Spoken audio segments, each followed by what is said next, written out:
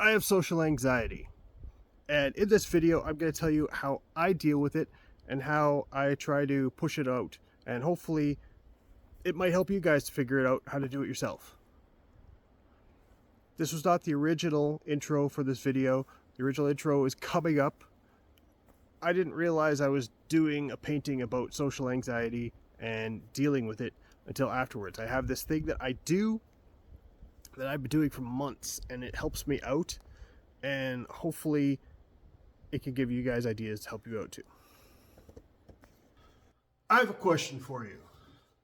Do I have enough skills to double or triple the asking price for this painting? Right now I ask 50 bucks. Can I double or triple this price? My name's Lord. I go by AP Spray Arts, and I'm walking that fine line between midlife crisis and becoming a professional artist. I'm trying to up my skills, but do I have enough skills yet to double or triple the price of this painting? I don't know. Let's find out. Okay, here's what we got. The painting. I made a little sketch. Kind of looks like it, right? Kind of. Okay, so it's not great. I don't have a tablet and stuff, but we're going to try and work this out. Got my fancy dollar store markers here. So, first things first. Gonna try and make this blue instead of the brown. I'd even bring the sky down here a little bit. That should work out well. Going to make these mountains higher. Probably put some snow into them just to try and make it look a little farther away. Going to draw a dragon here. Hope this is up to scale. And then put some mist here, which you can't see. Going to have a flat mountain coming down this way, where I'm going to paint a castle.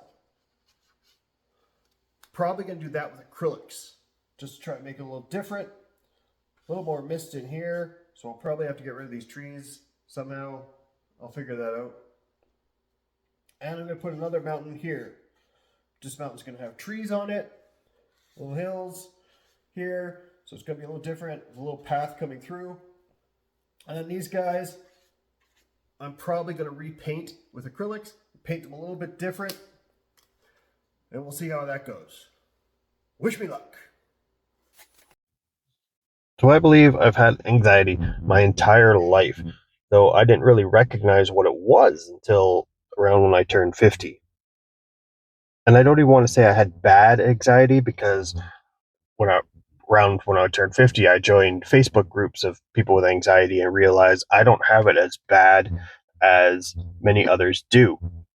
Sure, when I was 20 or so, I did not want to leave my house for about a year and refused to go to restaurants with the family and just didn't want to do any of that stuff because it just scared me to go out. But then I got forced to go get a job and whatnot, and I got out there and I was a little bit more out there, and I would have bouts of courage. But it was always just stacked up as me being shy. I still went to martial arts demos and tournaments, and I was out there in front of many people doing my thing, jumping off of stages and stuff. So not really sure where all this anxiety and everything came from. I just kind of thought I was weird. I mean, like, if I was at an event or something and I had to go to the bathroom, I would pretty much wait for a while, watching the bathroom doors, seeing who went in, who came out, and then when I thought nobody was in there, that's when I would go. I don't know if that was normal or weird or what. If I had to say something to somebody, I would think about it over and over and over again. And as my years went on, it got worse, and I would have to think about it more and more and more. Then by the time I actually went and said this thing to somebody, time had moved on. They left. They were gone. So years go by, and sometimes I have bouts where I'm really shy. Sometimes I'm really good and I can talk to people and I'm out there and forward. It all depends on who I'm with and who I'm around. and how I feel that day. So I didn't really acknowledge that I had anxiety until I was 50. And then when it was around my 50th birthday, I realized that's what this was. This was social anxiety. I was afraid to go out into social things, deal with, I didn't want to call bill collectors. I didn't want to deal with public in any way. If I could figure out a way to do it myself, I would, instead of going and asking for help, which is not really the greatest way to live.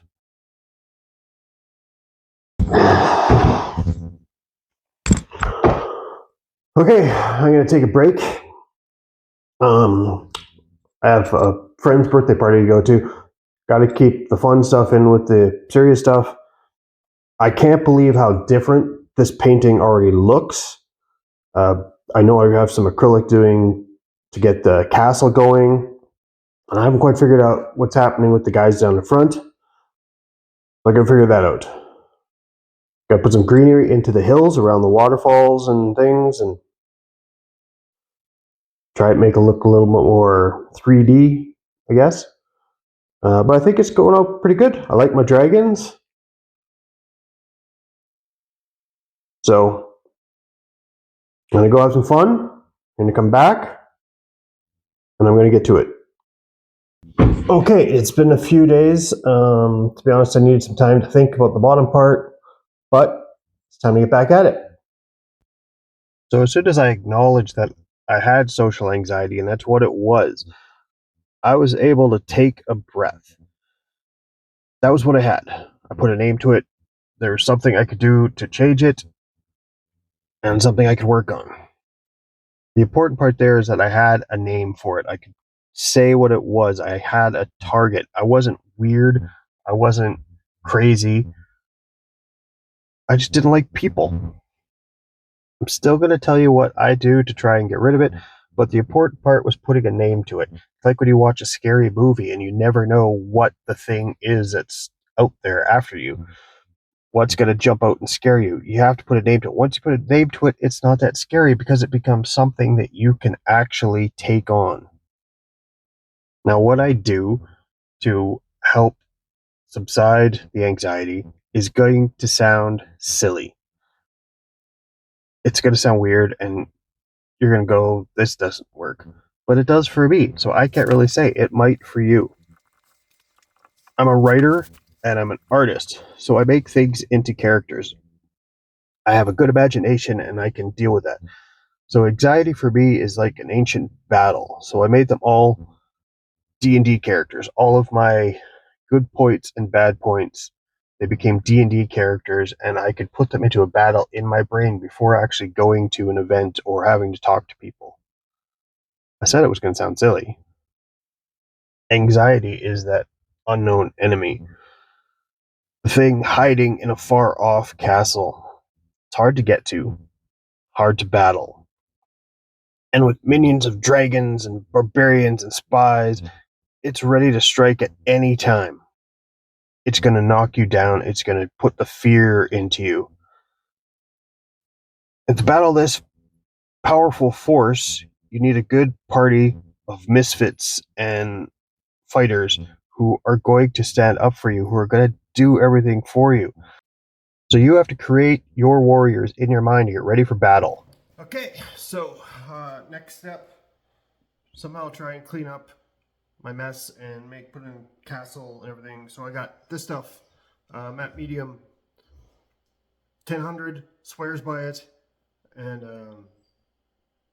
yeah, during the process of making this painting, I sent him my audiobook of Not What It Seems, available on Amazon, Audible, all that kind of stuff. And he sent me an email back saying he's going to listen to it and accept me as a project. So that's pretty awesome. So let's mix this stuff up and see what happens.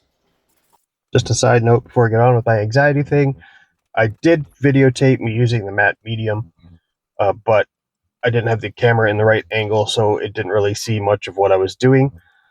And the only thing that went wrong is that matte medium and water-based paint pens don't match. So one of my dragons got a little smeared, but it looks kind of like it's shooting up into the sky. You'll see that in the final results. Now, the anxiety I was feeling on this day is completely different. I had barely done any acrylic painting, so doing this was all brand new, and my paints were about a year old, so they kind of sucked. Here you see I keep putting layer after layer after layer on the castle because I wasn't really getting much of anything. I was getting more whatever chemical juice comes in acrylic paints than actual pigment. So it got to where it was, and I had to keep going and going and going. And I was also doing it a Sunday morning in my living room, my grandson behind me watching whatever he was watching on YouTube, Minecraft stuff, weird challenge videos, all kinds of things. So I was trying to get this done while he was doing his thing, and I was trying to also make sure that he wasn't watching anything he shouldn't be watching. You know how it goes. But I did get into a groove where I started to really enjoy myself, and the anxiety kind of went away, and the castle started to look good. So yeah, it was fun. Back to the other stuff. So the way I deal with my social anxiety is I go back to the D&D days, back to when characters had to go and fight evil and everything. So I have a bunch of different abilities that you need to fight anxiety inside of me, and they come out. First up is the pirate, and the pirate is courage. But this pirate is afraid of being at sea, so they have to push everything they need out of the way so that they can get out to sea and where to a place where they call home. And then you have the rogue. This one is called curiosity. She always has questions, but is often afraid to ask and has to deal with that fear. She has to learn to ask, and there's no time to wait because you got to get it done.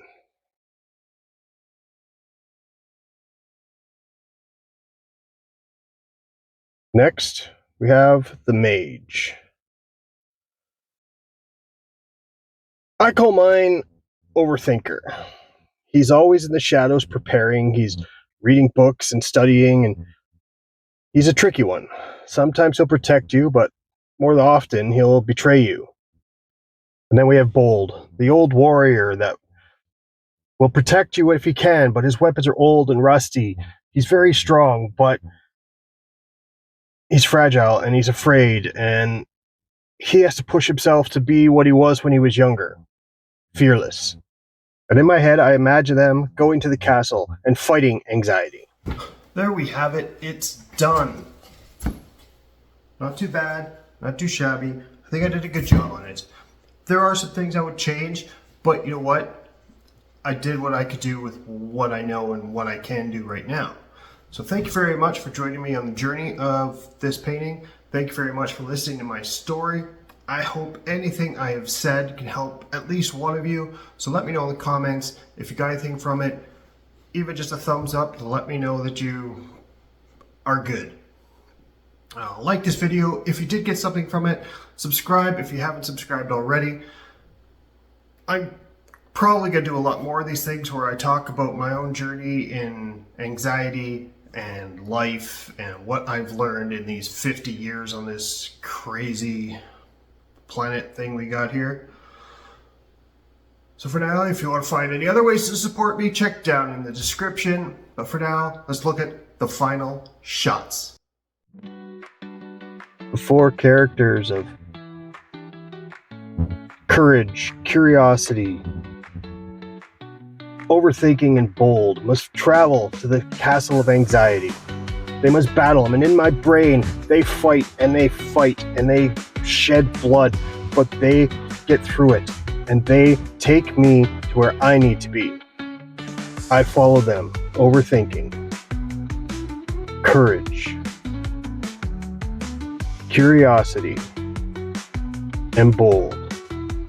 And I use them in my brain to fight the anxiety overlords, and to be calm, and to move on, and enjoy my life. Is this how you end a video? I have no idea. Do we do a little dance? Maybe I'm too old for a little dance. I'll tell you a story about back in the day when I had to walk through snow 6 feet high uphill both ways just to go get a can of spray paint. To all those people who go into, like, for us, Canadian Tire or Rona or Home Hardware, Target, anything to buy spray paint or to look at spray paint, don't spray it right there in the store. The cap is probably the color it's gonna be. You don't need to spray it right there. You make a mess of the people's store, for one thing. Bugs the OCD brain. Just buy the paint, take it home. Use it. Don't need to spray in the store. Cut it out. Watch another video. I think that's good.